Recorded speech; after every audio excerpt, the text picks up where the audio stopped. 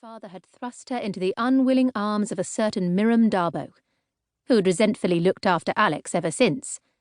And over the last crazy 2 weeks, they had led to so many discoveries that sometimes she found it hard to take it all in. Finding comfort in their familiarity, Alex drew out her cards, and as she deftly shuffled them, she counted off the things she had learned about herself. 1.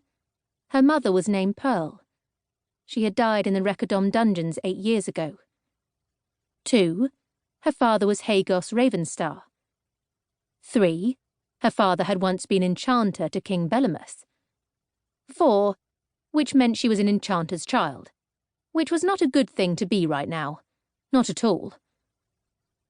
It was strange, Alex thought, to be here on Oracle Rock, the actual place where 10 years ago the Oracle had told King Bellamous that he would die by the hand of an Enchanter's Child.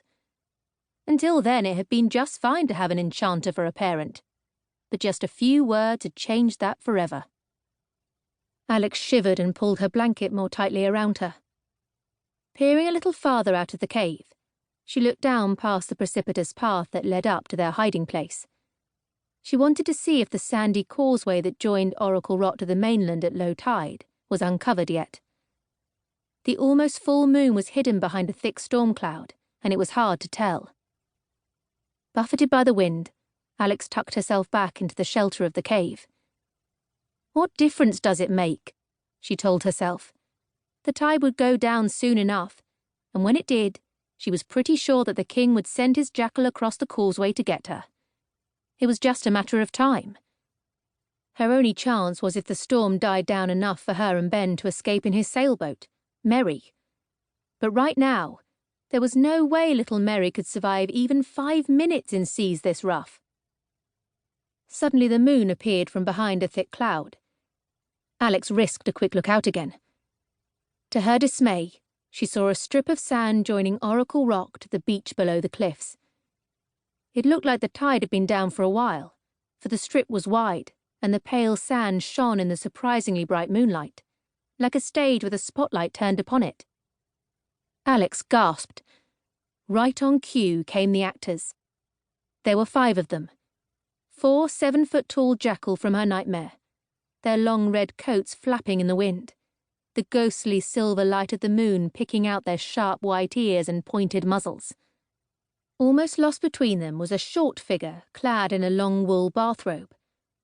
Dealer Ming, knitter of octopuses, resident of Oracle Rock and holder of the post of Oracle. Alex choked back a sob. Please, not Dealer, not lovely Dealer Ming, who had given them shelter and shown them nothing but kindness. Alex? Came Ben's anxious voice. What is it?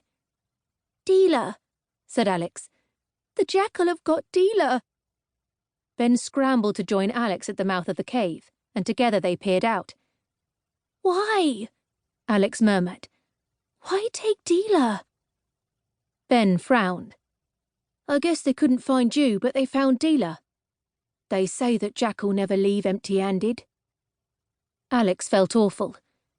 I wish they'd taken me, she whispered. Ben was indignant. They shouldn't be taking anyone. He leaned out farther into the wind, trying to get a clearer view.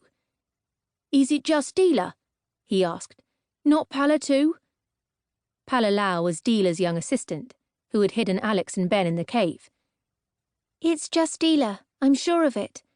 Pala is much taller. Look. Brushing a sudden stinging shower of raindrops from their eyes, Alex and Ben watched the weird shapes of the jackal, loping along on their hind legs, hustling the small figure up the beach on the far side of the causeway. She must be so scared, Alex whispered, as they watched Dealer being pushed into the dark archway in the foot of the cliff face. Alex thought she looked like a ghost disappearing into the underworld. Suddenly there was a clattering of stones on the narrow path beneath the cave. Silently, hearts pounding fast, Alex and Ben crept to the back of the cave, where they dived beneath the blankets and listened to more stones skittering loose. Something was climbing up the rocks. And now the something was inside the cave, moving stealthily toward their hiding place.